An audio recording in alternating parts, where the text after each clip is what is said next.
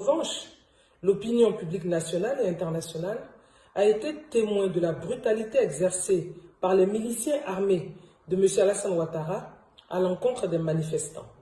Cette violence abondamment documentée et relayée par tous les médias a occasionné de nombreux morts et des blessés graves dans les rangs de l'opposition, dont pour certains, le pronostic vital reste engagé.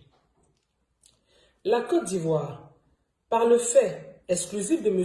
Alassane Ouattara, se trouve plongée dans un état de quasi-guerre intérieure qui laisse apparaître les prémices d'un affrontement intercommunautaire et la déchirure durable du tissu social. Si rien n'est fait pour stopper cette dérive, notre pays risque de revivre les tourments d'un passé pas si lointain. M. Alassane Ouattara, président sortant, apparaît indéniablement comme le facteur d'instabilité et l'élément déstabilisateur de la Côte d'Ivoire. Aussi, Génération et Peuple solidaire s'incline respectueusement devant la mémoire de tous ces patriotes assassinés pour avoir défendu la souveraineté nationale.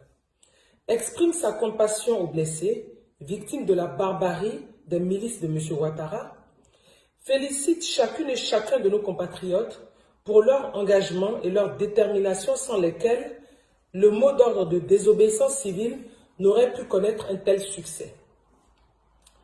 Tirant toutes les conséquences du fait que M. Alassane Ouattara a trahi son serment de défendre la Constitution, a causé la mort de plusieurs Ivoiriens par ses milices, a été désavoué de façon cinglante par 94% de la population électorale, Générations et Peuples solidaires, dès à présent, ne reconnaît plus M. Alassane Ouattara comme président de la République de Côte d'Ivoire. Appelle le peuple de Côte d'Ivoire à œuvrer à son départ du palais présidentiel. Appelle l'ensemble de l'opposition à une concertation en vue de mettre en place des institutions de transition consensuelle pour organiser dans les meilleurs délais une élection démocratique, transparente et inclusive. Appelle au retour de tous les exilés et à la libération immédiate de tous les prisonniers politiques et militaires. Appelle toutes les forces vives de la nation, y compris les forces régulières, à se mettre à la disposition du gouvernement de transition qui sera mis en place.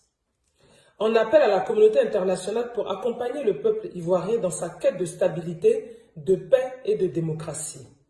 Tient particulièrement M. Moussa Faki, complice des tueries qui ont eu lieu en Côte d'Ivoire, et demande au président